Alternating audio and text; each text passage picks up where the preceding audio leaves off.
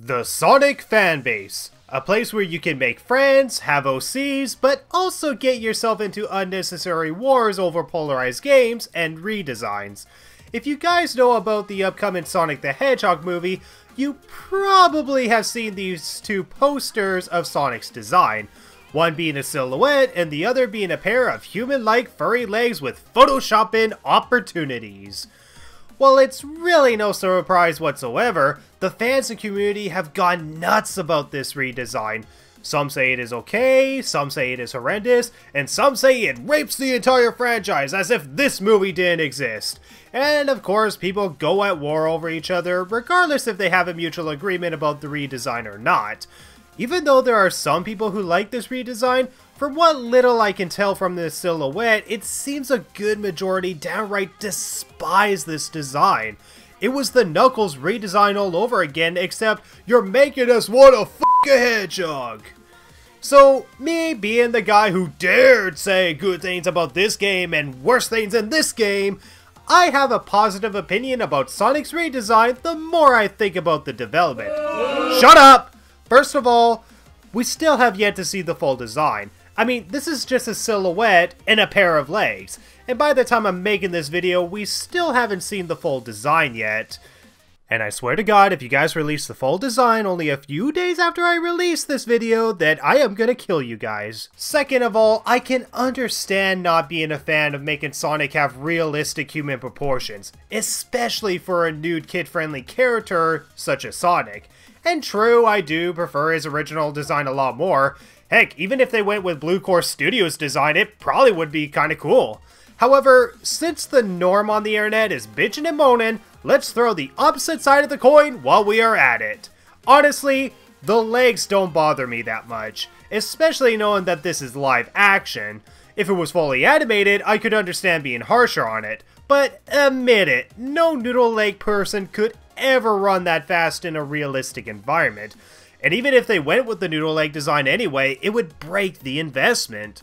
If it was gonna look more real and show live action, honestly, realistic legs aren't really a bad thing. And we still have yet to see the full design without it being cast in shadow. For all we know, it could look not that great, but it could also grow on us. Or it works better on screen than what you would see in a poster. We complained about Knuckles' redesign in Boom, but it worked out fine. But this is live action, not an animation like Sonic Boom was.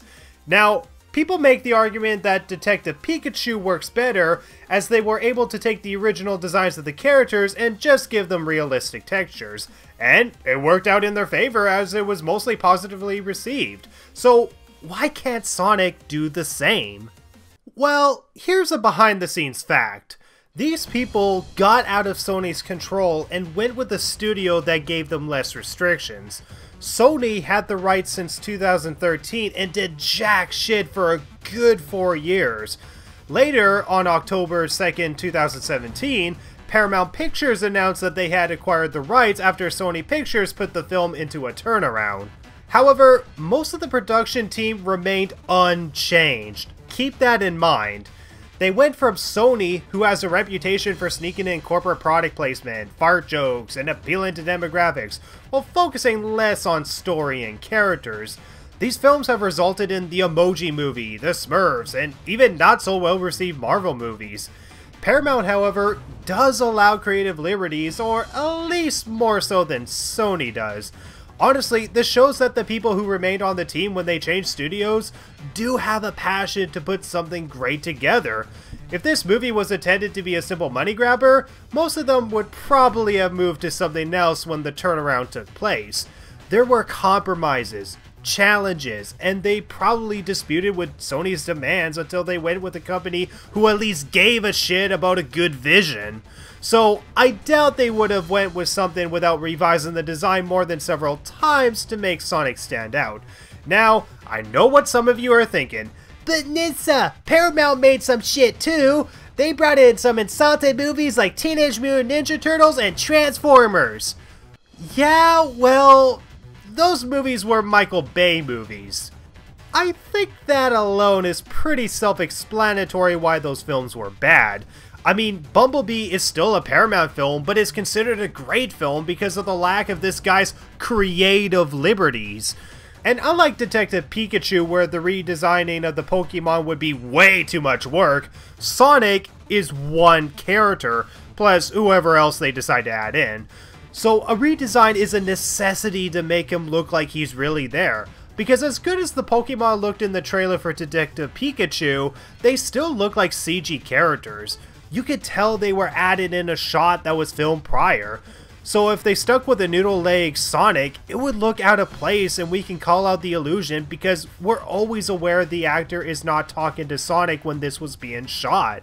The CG character has to blend in to feel real. Hence, they make Rocket Raccoon look more like a raccoon in Guardians of the Galaxy as opposed to his original design. If anything, Rocket's realistic design is the same thing here with Sonic.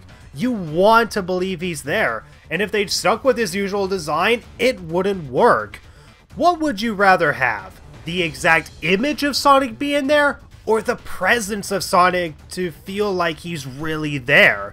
Now yes, the reception wasn't well received for this, because many may not like the design once we see past the silhouette. Even Sega was not entirely happy with the design of Sonic's eyes, as they do separate them as opposed to making them one giant eyeball. So, for all we know, this could look bad, horrendous maybe, but it would be better than having him look exactly like Sonic from the games. You want to believe there's really a hedgehog there, and to make him look good without being too realistic can be a challenge. But if he looked like his normal self, it would break the illusion. We would always be conscious of the fact that he's not there. So if they go with a more realistic design, it would not only feel proper in a realistic environment, but he'll actually look like he's there. You don't feel like the Pokemon are in Detective Pikachu because you kinda just get the images of it with realistic textures. And don't get me wrong, they look great. I can't wait to see this movie, even though I'm not really a Pokemon fan. But it doesn't necessarily blend well with a realistic environment. I mean, look at this scene with the mine. You could tell it was added in a shot that was filmed prior. You can tell that the mine wasn't in that shot during production.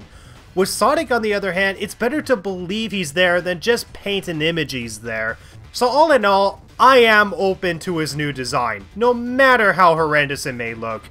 But if this crew held on for so long going from Sony to Paramount, then there's definitely gonna be a care and passion that we don't realize yet, because we don't know what goes on behind those scenes.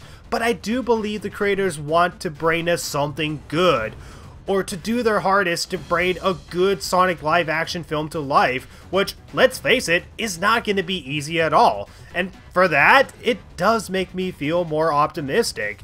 And I hope it can with other people too.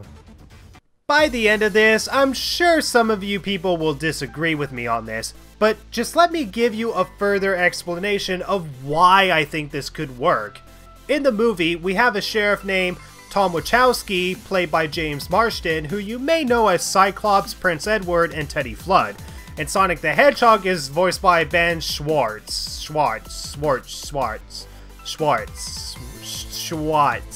These two guys are our main characters, and while some may not like this buddy-buddy movie idea, think about what Sony would have done. The creators might have a unique way to have these two characters work off of each other. Perhaps they could give it a lot of character development and form Sonic into the hero we know and love, and also form the sheriff into an open-hearted guy that learns to love for adventure. Keeping it just to these two would work great. But perhaps Sony would be like, no, the chart says we must hit a certain demographic, so instead, let's have an annoying teen, the hot chick for that annoying teen, and the screeching annoying comic relief that makes you want to yell shut up at the screen. Oh, and Sonic Sponge and character development? Who gives a shit? Let's focus more on the romance of the two looking good teens, and have our comic relief mistake his eyes for his ears. I mean, that worked out fine last time, right? Right? Now, I'm not saying Sony always goes this low, but I can see them going to that low. So, a buddy-buddy film between a sheriff and a hedgehog who can run fast, honestly, I think can work out fine. So if their friendship is going to feel real, we need Sonic to feel real as well. Hence, the necessity to make him look realistic. And knowing that this is the same team who went from Sony to Paramount does make more open to the possibility that this will be a good film. It's not exactly like the world we're familiar with this kind of setup, but then again, Sonic hasn't really been consistent with its world. Even within the main game series, sometimes there's humans, sometimes there's not, so yeah, this redesign may look like a piece of shit in the end, but even if it is, I'll still go see the movie. Sure, I might look back on this video and realize, damn, I must have really had high expectations, but we can never really know how bad or good a film is until it finally comes out. And this is the first attempt at making a live-action Sonic movie outside of a fan film. And hey, their Twitter account seems to be having fun with the criticism, so maybe we're the laughingstock of this overextended hatred. So here's hoping that the passion this crew has pays off and that it will get the community online to shut the f*** up. Rise of Lyric was not the tombstone for Sonic, and neither will this movie be. Good or bad, let's hope the cast and crew can bring us something decent, if not, possibly good. I'm Nitsa Gamer, the guy who dared flip tails when you guys said heads.